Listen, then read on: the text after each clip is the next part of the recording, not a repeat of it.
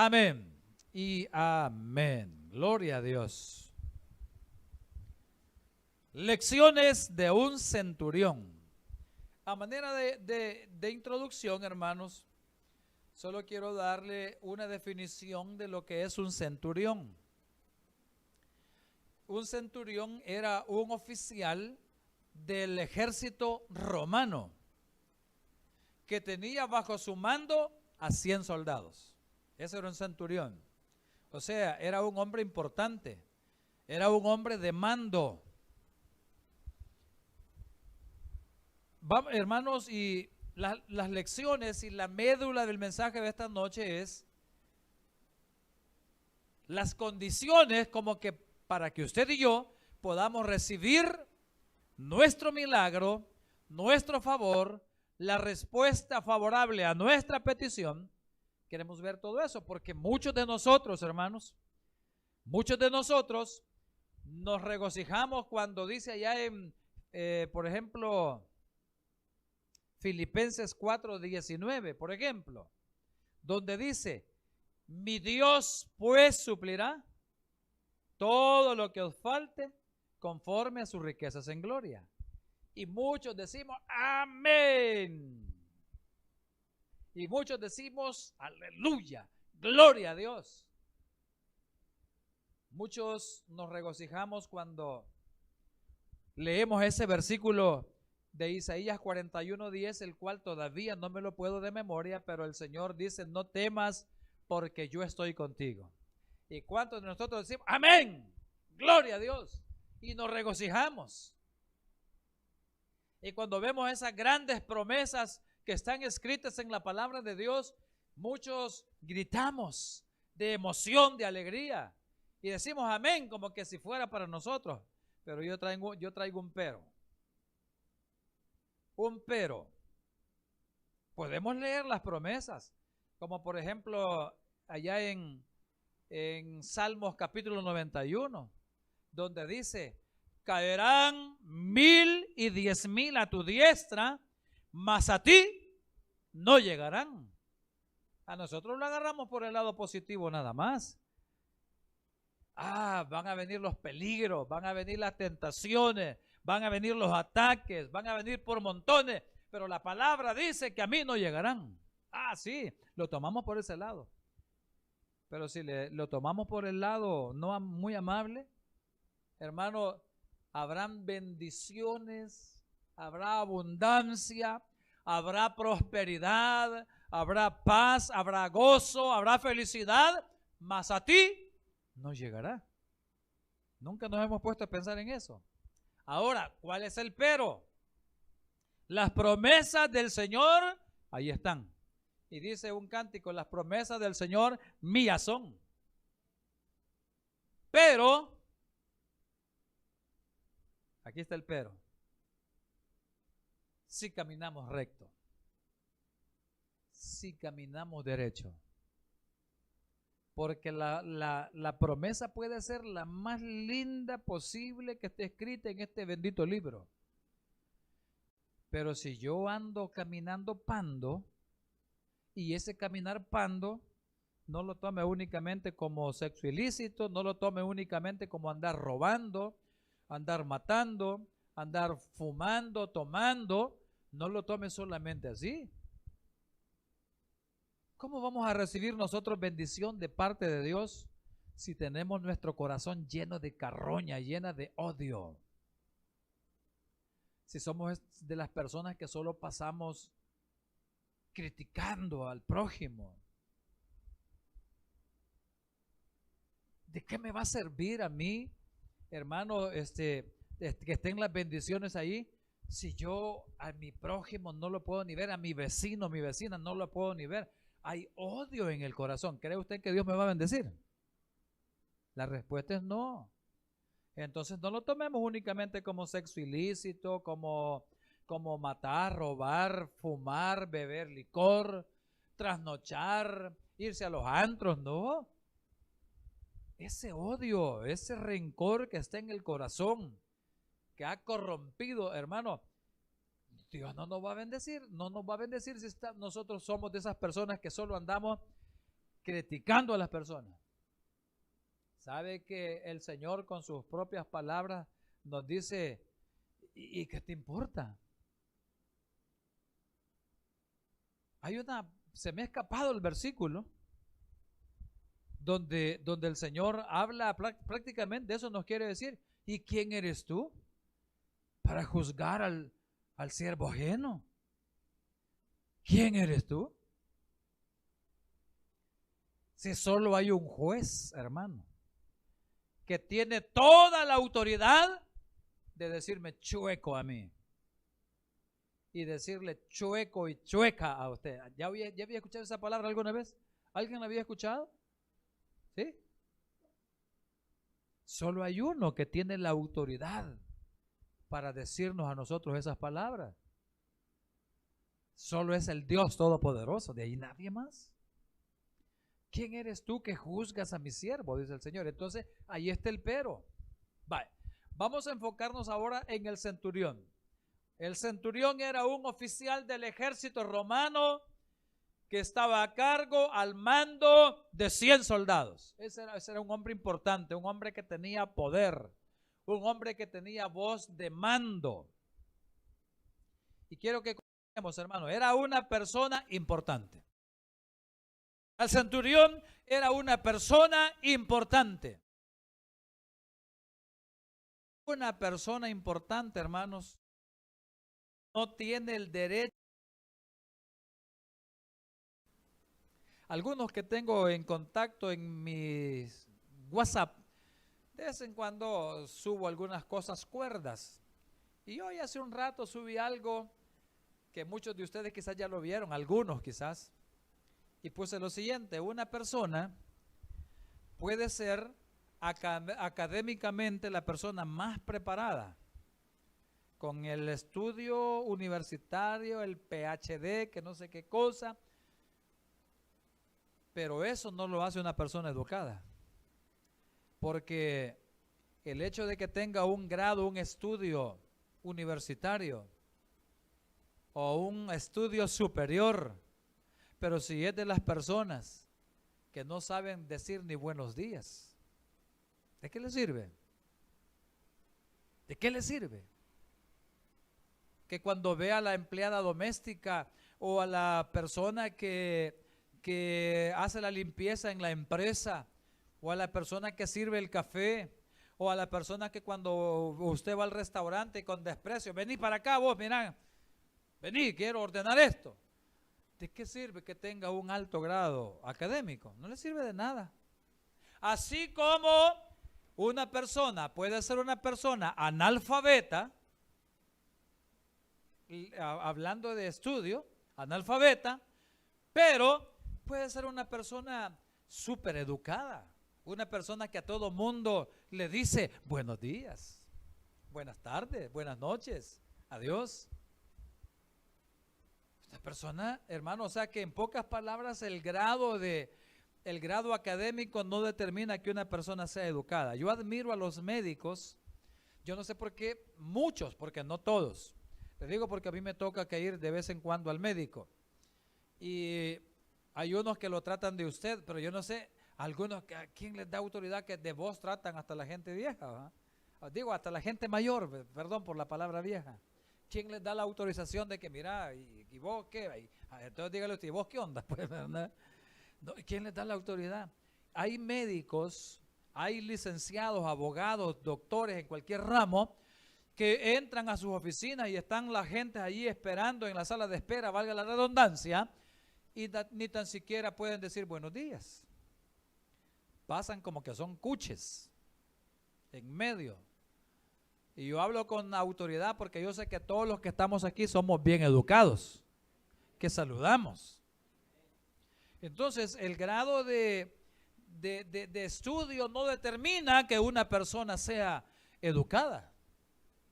Puede ser una persona que jamás fue ni a primer grado, pero puede ser una persona que para todo pide permiso, pide perdón, saluda. Hermano, una persona muy educada. Entonces, el centurión era un personaje importante. El centurión, hermano, hablando del centurión, una persona puede ser preparada académicamente, lo que acabo de decir. pero puede ser una persona vulgar y pedante y depravada. El centurión, hermano, era humilde y amoroso con sus subalternos. Así era el centurión. Y ese es el llamado para nosotros, hermanos, en esta hora. Que con nuestros subalternos, yo no sé quién es su subalterno puede ser su hijo, su hija. Su subalterno puede ser la muchacha que le llega a planchar su ropita o a hacerlo la lavada. Su subalterno puede ser ahí en la empresa, la persona que hace la limpieza, que le toca que servir el café. Y nosotros debemos de tratarles con mucho respeto. Nadie dijo amén, pero yo así lo creo, hermano. Debemos debemos de tratarle con el mismo respeto que tratamos a aquel que se cree que está en un gran pedestal por el estudio que tiene. Debemos de tratarle, hermanos, de una manera educada y ser muy amable con esa persona. Voy al punto número 2, en el versículo 3. Vamos a leer el versículo número 3. Y dice así: cuando el centurión oyó hablar de Jesús, le envió unos ancianos de los judíos, rogándole que viniese y sanase a su siervo. Vamos a ver, mire hermano, las cositas que nos enseña, las lecciones que nos deja el centurión.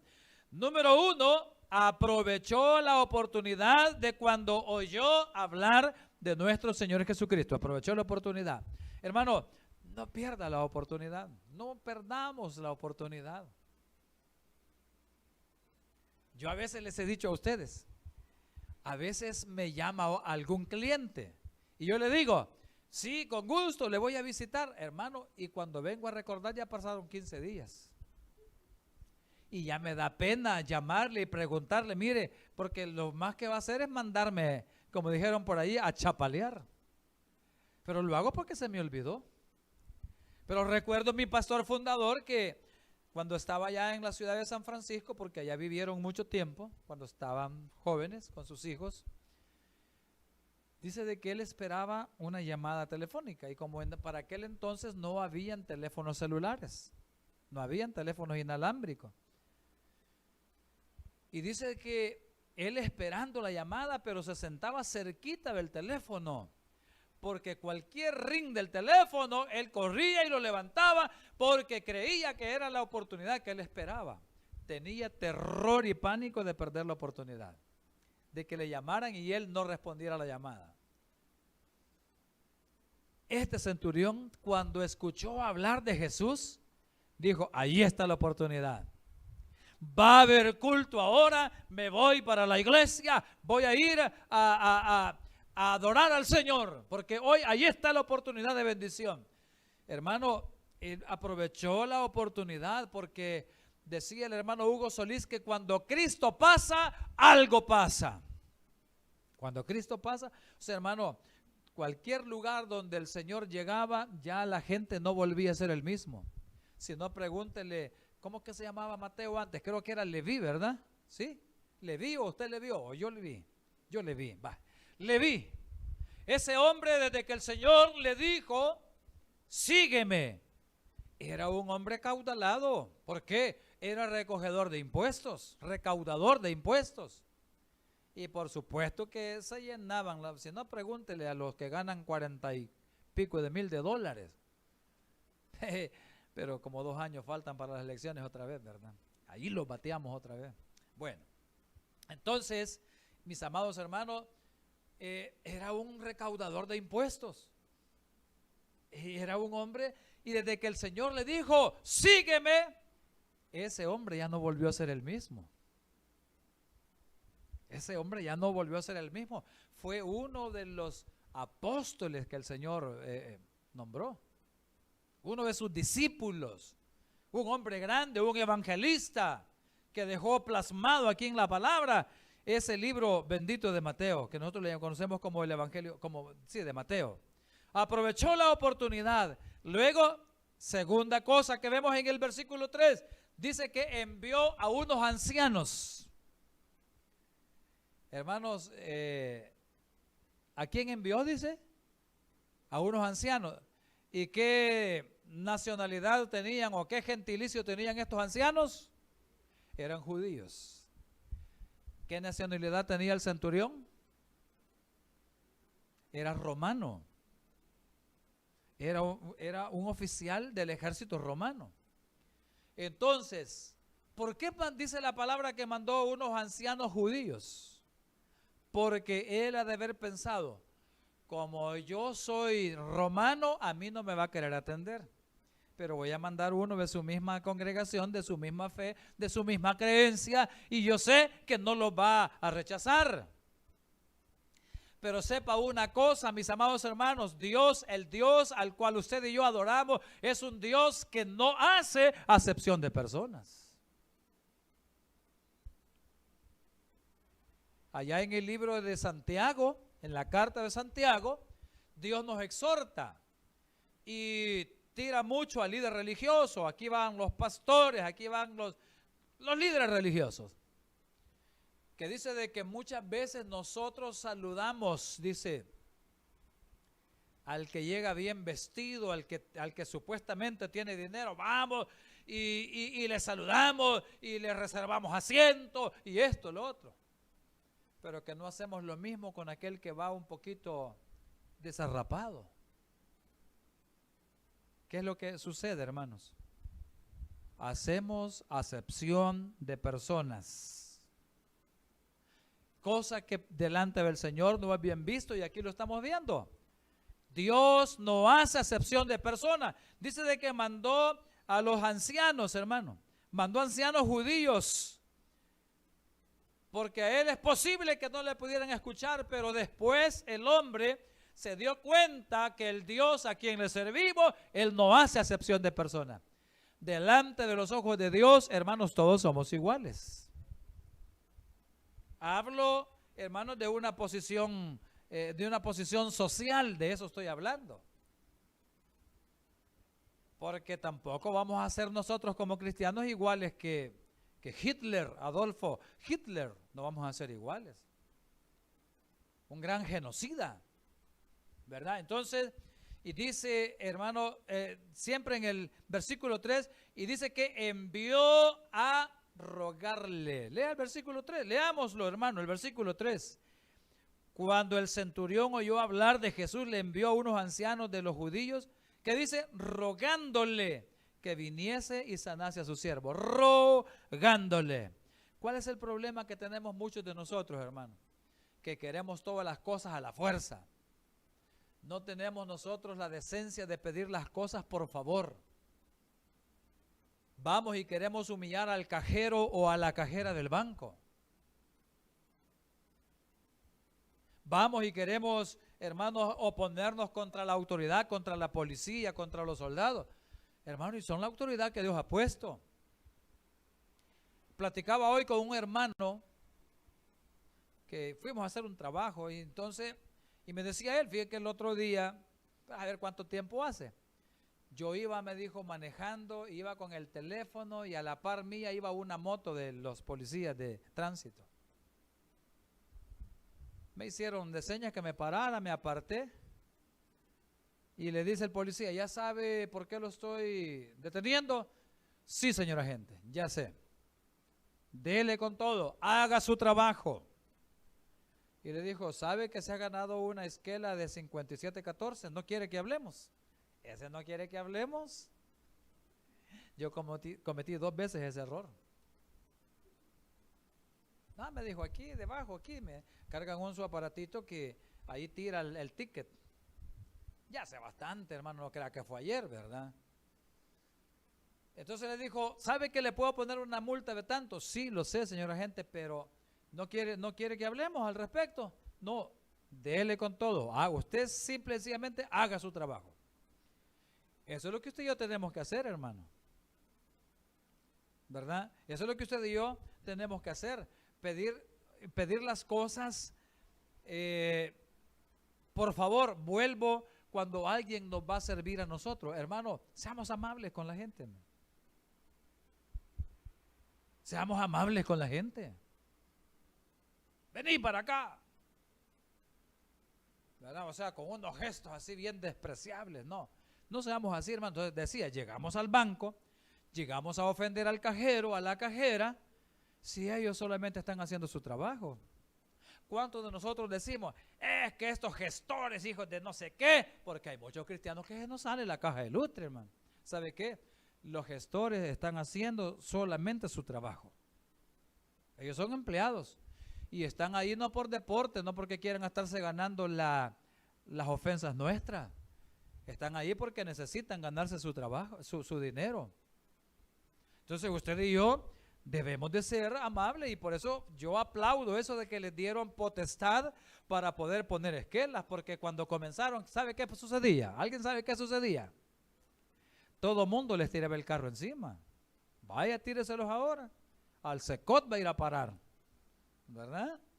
Quieren más clientelas en el Secot, así que, hermano, tenemos que ser amables. Ellos solo hacen su trabajo. ¿Y sabe de qué horas están ahí?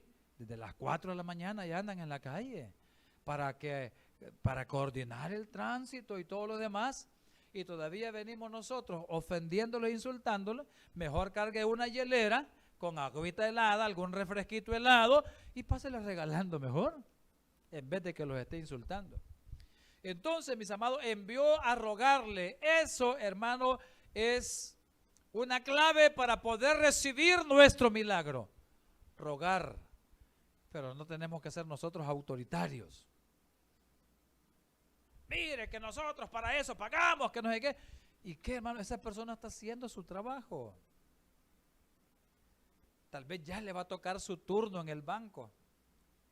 Pero viene el cajero y dice, este señor tiene tal número, no voy a llamar el que está por debajo de él todavía. Y lo va a hacer esperar más. ¿Por qué? Porque queremos llegar a ordenar todo a la fuerza. Y dice que el centurión envió a rogarle. Hermano, pidamos al Señor. ¿Sabe cómo hizo aquel hombre? Creo que era leproso y le dijo, Señor, si quieres, puedes limpiarme. Si quieres, puedes limpiarme. ¿Y cuál fue la respuesta del Señor? Quiero, sé limpio. Pero ¿qué hubiera pasado si ese leproso, como aquel que llegó donde Eliseo, ¿verdad? Amán creo que era. Amán era, ¿verdad? No era Naamán. Naamán era. Vaya, gracias, pastor. Que aquel llegó bravo. Aquel llegó enojado. Que le hicieran fiesta y que le dieran redoblantes con los tambores porque él iba llegando y que le pusieran alfombra roja. Leproso y bravo. Mire, pero el otro leproso del cual estoy hablando le dijo, Señor, si quieres, puedes limpiarme. Eso tocó el corazón del Señor, si quieres. Señor, he oído por ahí que tú haces milagros, así que Señor, saname. Vaya, se iba a quedar podrido ahí, hermano, pero no. Si quieres, puedes limpiarme, le dijo, lo envió a rogar. Vamos a ver el versículo 4 y 5, lo que dice, mis hermanos. Dice, porque ama nuestra nación y nos edificó una sinagoga. El 4. Y ellos vinieron a Jesús y le rogaron con solicitud, diciéndole, es digno de que le concedas esto, porque ama nuestra nación y nos edificó una sinagoga. ¿Qué podemos ver aquí, hermano? Los subalternos de él le estaban rogando a Jesús, a nuestro Señor, para que bendijera la petición de su jefe. ¿Sabe por qué, mis amados hermanos? Porque la bondad del jefe, del patrono de ellos, del centurión, hermano, estaba con aquella cosa que nosotros le llamamos la ley de la siembra y la cosecha. ¿Qué había sembrado el centurión en sus siervos? ¿Qué había sembrado? Compasión. Había sembrado amor. Había sembrado, hermanos, armonía, cariño, respeto. La gente se sentía halagada con aquel jefe que tenían y como resultado abogaron por él delante de nuestro Señor.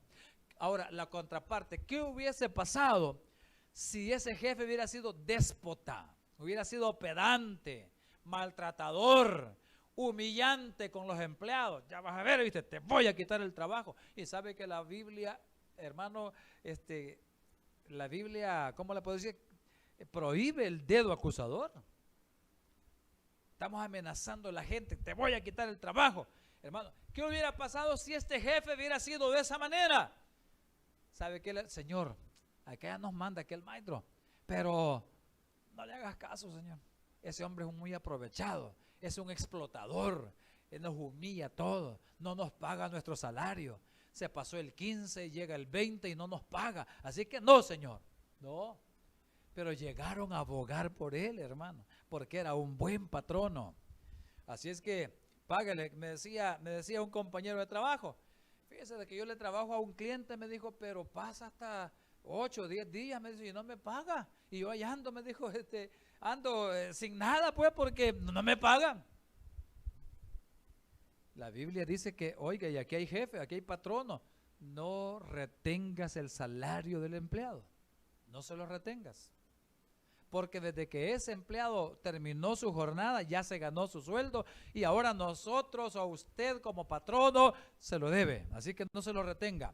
Vamos, hermanos, a ver el versículo número 6. Mira lo que dice el versículo 6.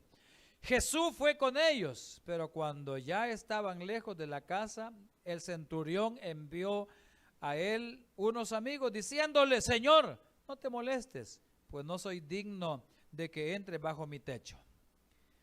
Entonces, hermano, sepa una cosa, nosotros no somos dignos. Hay una melodía preciosa de una agrupación que, ahí búsquelo usted en el internet, que dice, ¿cómo que dice? Eres digno de abrir los sellos, Señor. Solo Él, porque no se fue hallado nadie digno para abrir los sellos, para descubrir aquellas profecías. No fue hallado nadie, solo tú eres digno, solamente el Señor. Hermano, y solo Dios es digno, nosotros no somos dignos. Solo Él, hermanos amados, por su gracia y por su misericordia, es que pone su mano de sanidad sobre cada uno de nosotros, porque Él tiene misericordia de nosotros. A pesar de que nosotros nos portamos mal, a pesar de lo que dije hace un momentito, que estamos con el corazón lleno de odio, de rencor y todo lo demás, a pesar de todo, el Señor tiene misericordia, porque Él es digno. Nosotros no somos dignos. Y dice el versículo 8 y 9, dice, porque también yo soy hombre bajo autoridad y tengo soldados bajo mis órdenes. Y digo a este, ve y va. Al otro, ven y viene. Y a mi siervo, haz esto y lo hace. Al oír esto, Jesús se maravilló de él y volviéndose dijo a la gente que le seguía, os digo que ni aún en Israel he hallado tanta fe. Hermanos, así como el centurión sabía mandar con humildad, ¿sabe usted? Porque hay formas de decir las cosas. Usted que tiene subalternos, usted que tiene un puesto de mando, hay formas de pedir las cosas. Ya les he contado en el año 1988, en uno de los paros que hacía de buses que hacía la guerrilla, mi jefe, el gerente de la empresa donde yo trabajaba, le dije yo, mire jefe, pero si es que este día hay paro de buses, no sé cómo vas a hacer, pero que vas, me dijo. Y yo le dije, no, pero así a la fuerza, no, ¿cómo que a la fuerza? Me dice, si no querés, ya les he dicho, ya les he contado varias veces, esa no era la forma. Usted que trabaja con, hermano, hay formas de poder ordenar. Tiene que hacer las cosas en serio, eso sí, ¿verdad? No riéndose tampoco. Pero hay formas de poder pedir un favor, hay formas de poder mandar a alguien que haga una cosa sin herir sus sentimientos. Así que el centurión con esa humildad, hermano, sabía mandar a sus empleados y a sus soldados, y así fue, hermano, que Dios respondió conforme al corazón de él, que le sanara a su siervo. Y Dios hizo la obra. Y el versículo 10, que es el versículo final, dice, y al regresar a casa, los que habían sido enviados hallaron sano al siervo que había estado enfermo. Hermanos, si Dios le mostró su fidelidad al centurión por su humildad, si usted y yo ponemos de nuestra parte, en primer lugar, como me introduje en este mensaje diciendo, caminar recto, en todas las áreas de nuestra vida, caminar recto, caminar derecho y sacar toda esa malvada raíz de amargura del corazón. Le garantizo una cosa, Dios va a hacer la obra. Dios va a hacer la obra. Pero mediante nosotros tengamos pudredumbre en el corazón y no caminemos por el sendero que Dios nos ha mandado, ahí vamos a estar. No vamos a recibir. Clama a mí, dice, ¿cuál es? Segundo de Crónicas, ¿verdad? Se me ha olvidado el versículo. Clama a mí, Jeremías 33:3. Clama a mí y yo te responderé. Hasta ahí todo va bien, pero no nos está diciendo cómo nos va a responder, hermano. Y sepa una cosa, Dios nos va a responder conforme a su santa voluntad, porque Él es Dios y es un juez justo. Y nosotros cuando dice, y yo te responderé, creemos que Dios nos va a solucionar el problema. Pero mediante nosotros no estemos caminando bien delante del Señor en todos los ámbitos de nuestra vida, por más que clamemos, la bendición no va a llegar a nuestra vida. Hermanos, necesitamos un cambio. Y a ese versículo, hagámoslo propio, hermanos. Yo lo quiero hacer propio mío. No me lo puedo de memoria, pero les prometo que en los próximos días me lo voy a aprender de memoria. Crea en mí, oh Dios, un espíritu recto, un corazón nuevo, y renueva un espíritu recto dentro de mí. Así es, ¿verdad? Lo quiero hacer propio ese versículo también. Hermano, necesitamos un cambio, necesitamos humildad, necesitamos mansedumbre, necesitamos pedir ser amables si queremos que Dios obre en nuestras vidas. Pero mediante nosotros sigamos siendo cristianos pedrada, donde quiera que estemos, porque en la iglesia es bien bonito. Aquí es bien bonito ser amables. Aquí con todo el mundo somos amables. Pero allá en la casa, en la calle, con el vecindario, con nuestros hijos, que maltratamos a nuestros hijos, hermano. Le voy a decir algo, pero como los niños están allá en la escuela bíblica, lo voy a decir sin tapujos. Ellos no nos pidieron venir al mundo. Por lo tanto, tenemos que tratarlos con cariño, con amor, con respeto, no maltrato. Así que, mis amados, pidámosle al Señor que cambie nuestro corazón para que podamos recibir la bendición del Todopoderoso. Cierre sus ojos y nos vamos a despedir en esta preciosa noche. Padre, gracias por esas lecciones que nos da el centurión, un personaje muy importante, pero aún así no se le habían subido los humos, como decimos nosotros. Era un hombre humilde. Era un hombre humilde. Aprovechó las oportunidades, o mejor dicho, aprovechó la oportunidad cuando escuchó que Jesús iba a pasar. Envió ancianos judíos a rogarle. Envió a rogarle, no a mandar, no mandó una orden, mandó una súplica.